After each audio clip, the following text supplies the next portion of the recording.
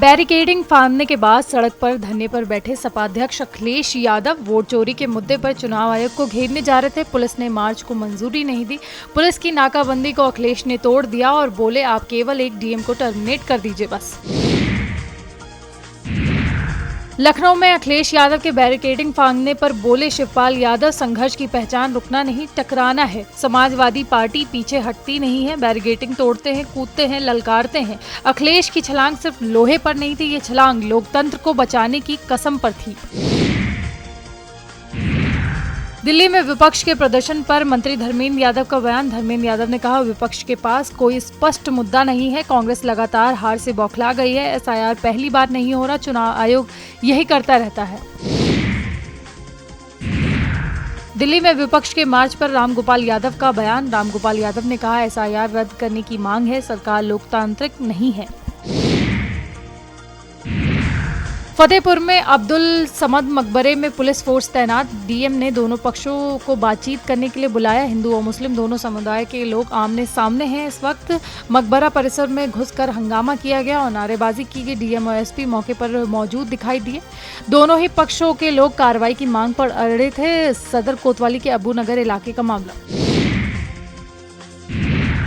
चेन्नई में air India के विमान की इमरजेंसी लैंडिंग। विमान AI 2455 की चेन्नई में इमरजेंसी लैंडिंग की गई। विमान में सवार क्रू मेंबर समेत सभी लोग सुरक्षित हैं। केसी वेणुगोपाल समेत 5 सांसद भी सवार थे। एयर इंडिया के इस विमान में 2 घंटे तक हवा में चक्कर लगाता रहा। विमान तिरुवनंतपुरम से दिल्ली जा रहा था। विमान कांग्रेस सांसद केसी वेणुगोपाल ने कहा बड़ा हादसा होने से बाल बाल बचे।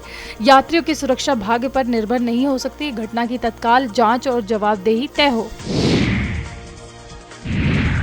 फतेहपुर में मकबरा मामले पर राष्ट्रीय उलेमा काउंसिल का बयान। राष्ट्रीय उलेमा काउंसिल ने कहा सत्ता की हनक, पुलिस की मौजूदगी, हजारों की भीड़ ने निशाना बना लिया। मकबरे में तोड़फोड़ की, भगवा झंडा लगाया। मकबरा राष्ट्रीय धरोहर के रूप में दर्ज है। उपद्रवियों पर तत्काल मुकदमा दर्ज हो। लखनऊ में डिप्टी सीएम केशव प्रसाद मौर्य का बड़ा बयान। केशव प्रसाद मौर्य ने कहा अखिलेश जी कितने समय सदन चलाते थे, अखिलेश जी को विकास से कोई लेना देना नहीं है। शिक्षा की सबसे बड़ी दुश्मन है सपा। सपा के लोग बूथों पर कब्जा करते थे, अब सपाई साइकिल सफाई के लिए रवाना हो चुकी है। लखनऊ में नेता विपक्ष माता प्रसाद पांडे का बड़ा बयान। माता प्रसाद पांडे ने कहा ये सरकार तानाशाही कर रही है, किसी बात का जवाब नहीं देती सरकार। विपक्षी विधायकों का सरकार को समर्थन नहीं चाहिए। दिल्ली में विपक्ष के प्रदर्शन पर बोले किरेन रिजिजू। किरेन रिजिजू ने कहा ऐसा गैर जिम्मेदाराना विपक्ष नहीं देखा, हंगामा करना था तो संसद क्यों बने। इलेक्शन कमीशन ने 30 प्रतिनिधियों को बुलाया था, राहुल गांधी कभी सुधर नहीं सकते। इलेक्शन कमीशन के दफ्तर में 150 लोग घुसेंगे क्या। प्रयागराज में गंगा यमुना के जलस्तर में तेजी से आई कमी। बड़े हनुमान मंदिर में की गई साफ सफाई। जलस्तर कम होने के बाद की गई साफ सफाई। मंदिर के मुख्य पुजारी ने की पूजा अर्चना। शंख घंटे घड़ियाल बजाकर महाआरती की गई। पूजा आरती के बाद मंदिर के कपाट फिर से खुल गए हैं। आवारा कुत्तों के मामले में सुप्रीम कोर्ट का बड़ा आदेश। डॉग शेल्टर बनाने का सुप्रीम कोर्ट ने आदेश दिया। दिल्ली NCR में डॉग शेल्टर बनाने के आदेश जारी किया है।